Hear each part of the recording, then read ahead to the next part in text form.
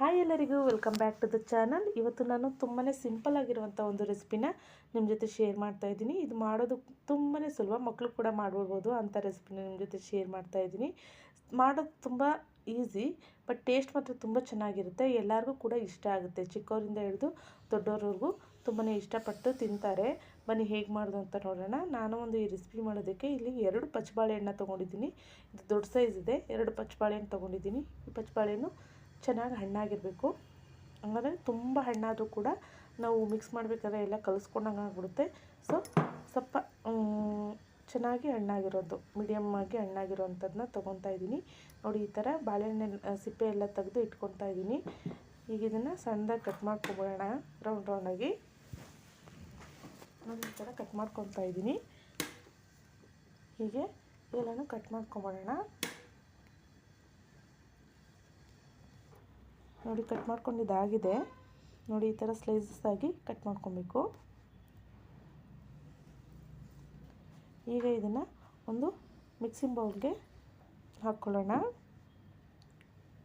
ಒಂದು mixie bowl ತೊಗೊಂಡು ಅದಕ್ಕೆ ಇದನ್ನು ಸೇರಿಸ್ಕೊತಾ ಇದ್ದೀನಿ, ಬಾಳೆಹಣ್ಣನ್ನು.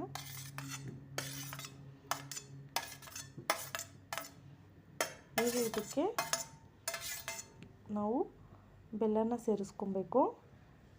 ಇಲ್ಲಿ ನಾನು 3 ಸ್ಪೂನಷ್ಟು ಬೆಲ್ಲನ ಸೇರಿಸ್ಕೊತಾ ಇದ್ದೀನಿ. ಬೆಲ್ಲನ ಪುಡಿ ಮಾಡಿಟ್ಕೊಂಡಿದ್ದೀನಿ.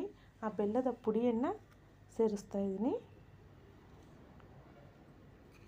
ಒಂದು 3 ಸ್ಪೂನಷ್ಟು ಬೆಲ್ಲದ ಪುಡಿಯನ್ನು ಸೇರಿಸಿದ್ದೀನಿ. ಹಾಗೆ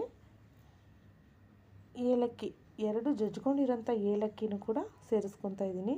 ಹಾಗೆ ಫ್ರೆಶ್ ಆಗಿರೋಂಥ ಕಾಯಿ ತುರಿ, ಹಸಿ ಕಾಯಿ ತುರಿ, ಫ್ರೆಶ್ ಆಗಿರೋಂತಹ ಹಸಿ ಕಾಯಿ ತುರಿಯನ್ನು ಸೇರಿಸ್ಕೊಂಡ್ರೆ ಇದರ ಟೇಸ್ಟು ತುಂಬಾ ಚೆನ್ನಾಗಿರುತ್ತೆ. ಈಗ ಇದೆಲ್ಲ ಚೆನ್ನಾಗಿ ಮಿಕ್ಸ್ ಆಗೋ ಥರ ಮಿಕ್ಸ್ ಮಾಡ್ಕೊಂಬಿಡೋಣ. ಈ ಒಂದು ರೆಸಿಪಿ ಬೆಳಗಿನ ಟೈಮಲ್ಲಿ ಪೂಜೆ ಮಾಡೋದಕ್ಕೆ, ನೈವೇದ್ಯಕ್ಕೆ ಕೂಡ ಬೇಗನೆ ನಾವು ರೆಡಿ ಮಾಡ್ಕೊಂಬಿಡ್ಬೋದು. ಮಕ್ಕಳು ಕೂಡ ತುಂಬ ಇಷ್ಟಪಟ್ಟು ತಿಂತಾರೆ, ಚೆನ್ನಾಗಿರುತ್ತೆ.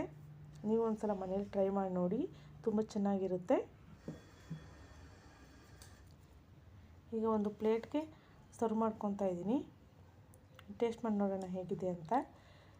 ತುಂಬಾ ಚೆನ್ನಾಗಾಗಿದೆ.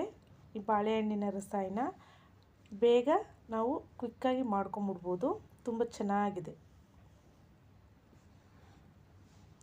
ನೀವು ಕೂಡ ಒಂದು ಸಲ ಟ್ರೈ ಮಾಡಿ ನೋಡಿ, ತುಂಬ ಚೆನ್ನಾಗಿದೆ. Thanks for watching.